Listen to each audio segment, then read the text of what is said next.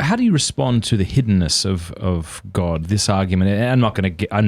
You can still man it for me, but the idea being, if God exists and wants me to be saved, and I need to accept that salvation in some capacity, then I need to first at least know that He exists. Mm-hmm. And yet there are atheists who really would believe in Jesus Christ and God if they could.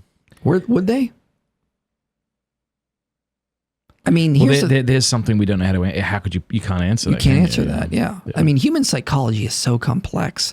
When an atheist tells me, "If you just gave me the evidence, I'd believe," I go, That's not how your brain works. That's not how we work as humans. This isn't the way it is.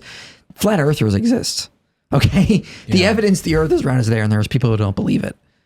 Don't give me this nonsense that if I just gave you the evidence, you'd change your worldview. We know from studying the brain that when your beliefs are attacked, even little beliefs, the lizard part of your brain lights up. Flight or flight response. I've been doing an experiment for years now with a stupid issue that I've been dealing with. It's called, is Christmas pagan? Mm-hmm. There is no evidence any aspect of Christmas is pagan. There is none. Every time I say, and I have every single source I need to prove that. Mm-hmm. I can prove that from here to Tuesday. Every time I bring it up, there is somebody in the comment section, no, you're wrong, this guy's a moron, doesn't know what we're talking about. I've gotten in long comment threads where I go through and I'm citing, here's what the Philo-Kalian calendar says, here's what Macrobius says, here's what the earliest texts on Yule logs are, and there's no evidence Yule logs go back to paganism. I can show you the first reference to a Yule log and John Aubrey's work, okay? They still don't believe me. You know what it tells me? It doesn't matter how much evidence I give people Christmas isn't pagan, they're still going to believe it because they want to. Now take it with something that's much more life-changing, some more fundamental, more impactful, like Christianity. You really think something that's more threatening to the way people live they're gonna change just if I give them the evidence? It's not how people are. It's like abortion. I mean, before modern sonograms, people would say it's not human, it's not a life, and then you would, as the science developed, you were able to show very clearly, look at its heartbeat, look at its brain, look at how it acts. And people tell me it's a clump of cells. Yeah. I mean, it's ridiculous. It doesn't matter how much evidence you show people. And this has been shown in psychology. I remember reading a study one time where they had two groups. One group, they asked, what do you prefer, home care or daycare?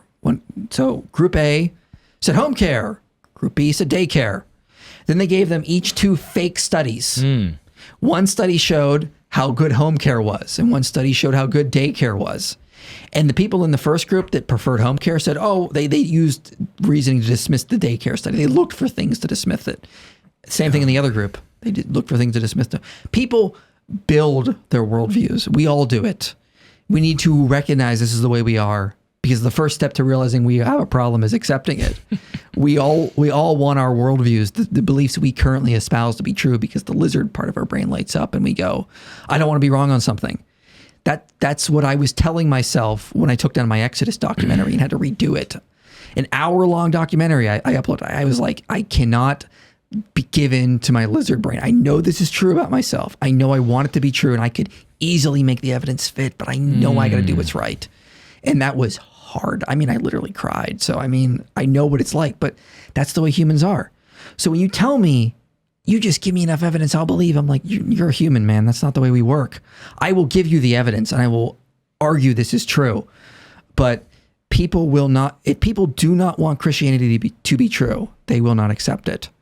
And I believe it was it Pascal who said it? You know, like there's enough evidence out there for anybody who's willing to say that, yes, this could be true, but it's not forced upon us. It's not like in your face kind of thing. Yeah, enough light for those. And I think that's just the genius of God. It's there if you want to come to me, but it's not going to be forced upon you. People have changed their minds over facts. Yeah. Things that they didn't want to be true.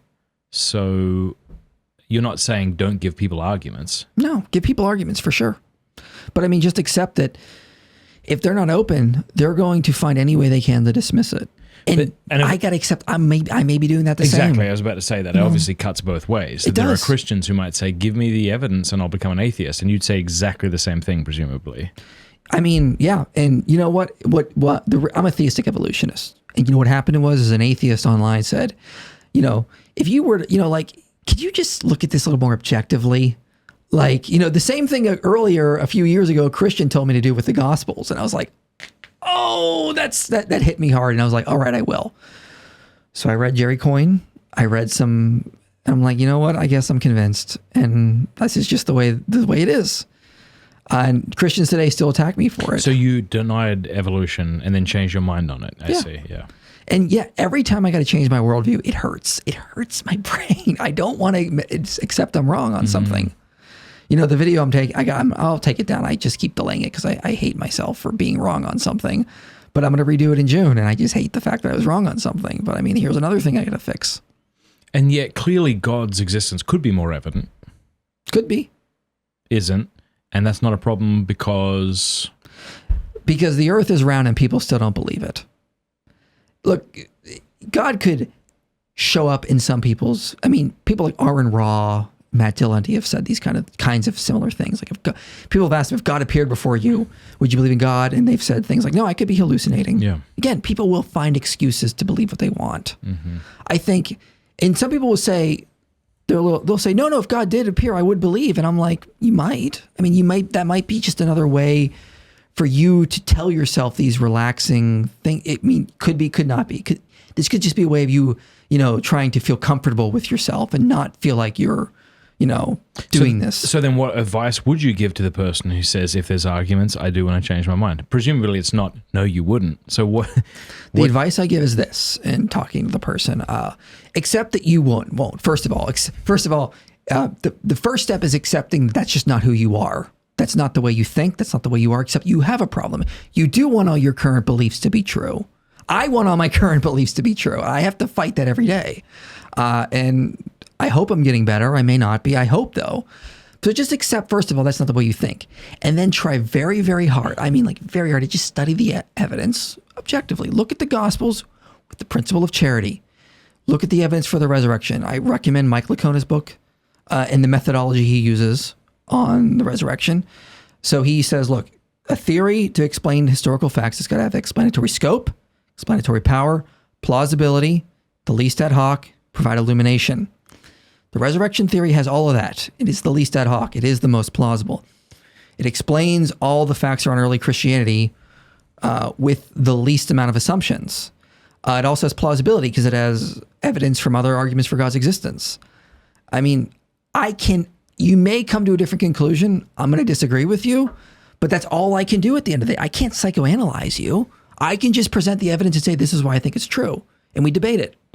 But try to look at the evidence as objectively as you can and accept that you can't. That's what we all have to do. Yeah. Thanks for watching. I want to say a big thanks to Covenant Eyes, which is the best filtering and accountability software on the web, and you need it. If you struggle with porn, if you have children who could be exposed to porn, I think it's really an act of neglect not to have something like Covenant Eyes. Covenant Eyes is the best filtering and accountability software out there, so go to covenanteyes.com right now and use the promo code MattFradd, one word, MattFradd, to get 30 days for free. Make the decision. Make a manful decision right now. Go get it. covenanteyes.com.